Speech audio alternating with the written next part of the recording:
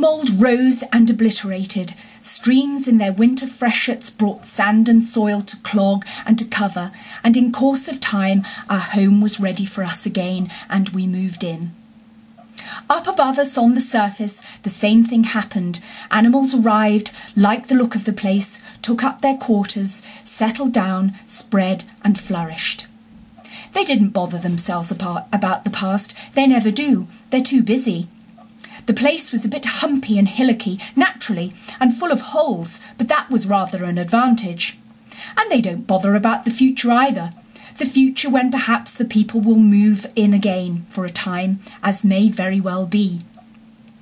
The wild wood is pretty well populated by now, with all the usual lot, good, bad and indifferent. I name no names. It takes all sorts to make a world, but I fancy you know something about them yourself by this time. I do indeed, said the mole with a slight shiver. Well, well, said the badger, patting him on the shoulder. It was your first experience of them, you see. They're not so bad really, and we must all live and let live. But I'll pass the word around tomorrow, and I think you'll have no further trouble. Any friend of mine walks where he likes in this country, or I'll know the reason why. When they got back to the kitchen again, they found the rat walking up and down, very restless. The underground atmosphere was oppressing him and getting on his nerves, and he seemed really to be afraid that the river would run away if he wasn't there to look after it.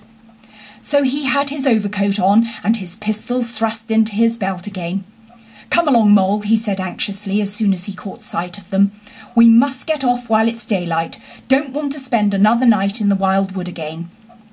It'll be all right, my fine fellow, said the otter. I'm coming along with you, and I know every path blindfold. And if there's a head that needs to be punched, you can confidently rely upon me to punch it. You really needn't fret, Ratty, added the badger placidly. My passages run further than you think, and I've bolt holes to the edge of the wood in several directions, though I don't care for everybody to know about them. When you really have to go, you shall leave by one of my shortcuts. Meantime, make yourself easy and sit down again. The rat was nevertheless still anxious to be off and attend to his river, so the badger, taking up his lantern again, led the way along a damp and airless tunnel that wound and dipped, part vaulted, part hewn through solid rock, for a weary distance that seemed to be miles. At last, daylight began to show itself confusedly through tangled growth overhanging the mouth of the passage, and the badger, bidding them a hasty goodbye, pushed them hurriedly through the opening, made everything look as natural as possible again, with creepers, brushwood and dead leaves, and retreated. They found themselves standing on the very edge of the wild wood, rocks and brambles and tree roots behind them, confusedly heaped and tangled.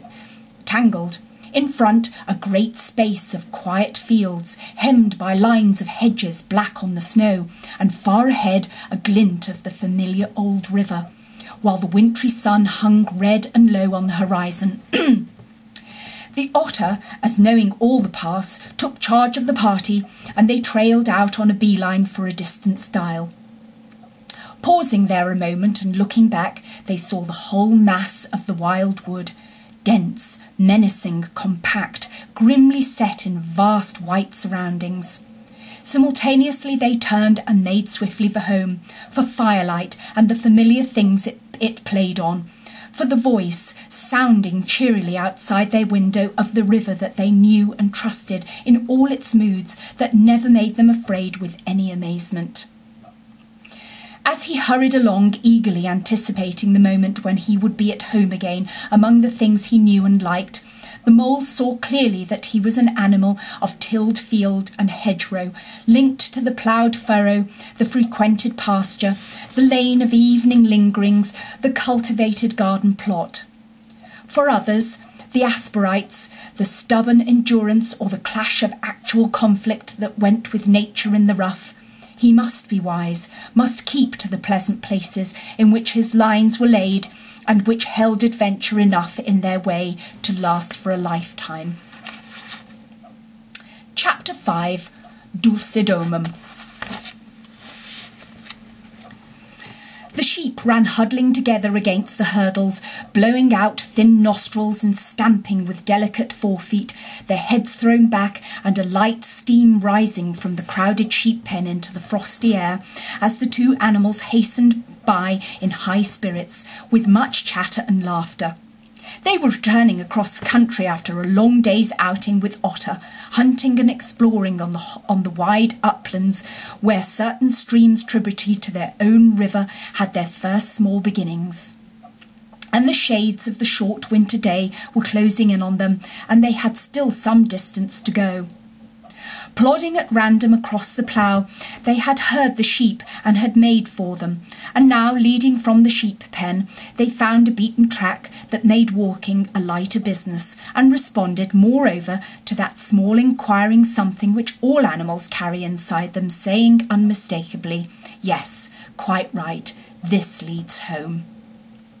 "It looks as if we were coming to a village," said the mole somewhat dubiously, slackening his pace as the track that had in time become a path and then had developed into a lane now handed them over to the charge of a well-metalled road.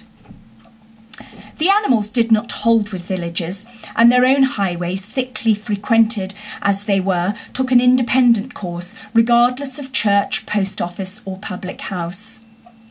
"Oh, never mind," said the rat.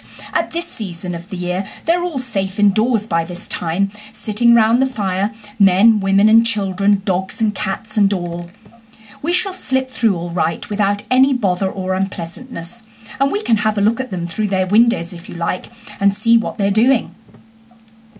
The rapid nightfall of mid-December had quite beset the little village as they approached it on soft feet over a first thin fall of powdery snow. Little was visible but squares of a dusky orange-red on either side of the street, where the firelight or lamplight of each cottage overflowed through the casements into the dark world without. Most of the low latticed windows were innocent of blinds, and to the lookers-in from outside, the inmates gathered round the tea-table, absorbed in handiwork, or talking with laughter and gesture, had each that happy grace which is the last thing the skilled actor shall capture, the natural grace which goes with perfect unconsciousness of observation. Moving at will from one theatre to another, the two spectators, so far from home themselves, had something of wistfulness in their eyes as they watched a cat being stroked, a sleepy child picked up and huddled off to bed, or a tired man stretch and knock out his pipe on the end of a smouldering log. But it was from one little window, with its blind drawn down, a mere blank transparency on the night, that the sense of home and the little curtained world within walls, the larger stressful world of outside nature, shut out and forgotten, most pulsated. Close against the white blind hung a bird-cage, clearly silhouetted, every wire, perch and appurtenance distinct and recognisable, even to yesterday's dull-edged lump of sugar. On the middle perch, the fluffy occupant, head tucked well into feathers, seemed so near to them as to be easily stroked had they tried. Even the delicate tips of his plumed-out plumage pencilled plainly on the illuminated screen.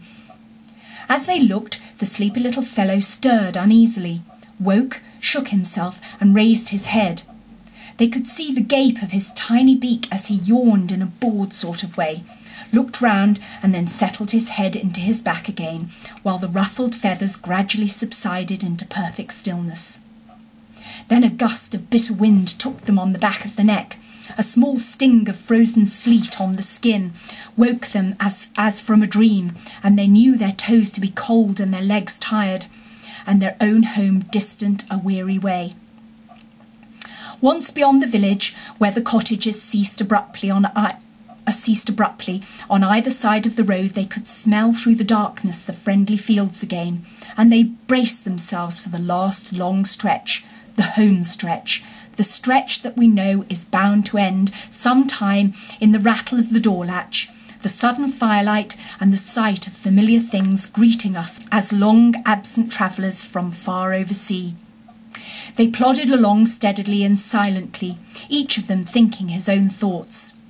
The moles ran a good deal on supper, as it was pitch dark and it was all a strange country for him as far as he knew, and he was following obediently in the wake of the rat, leaving the guidance entirely to him. As for the rat, he was walking a little way ahead, as his habit was, his shoulders humped, his eyes fixed on the straight grey road in front of him. So he did not notice poor Mole when suddenly the summons reached him and took him like an electric shock.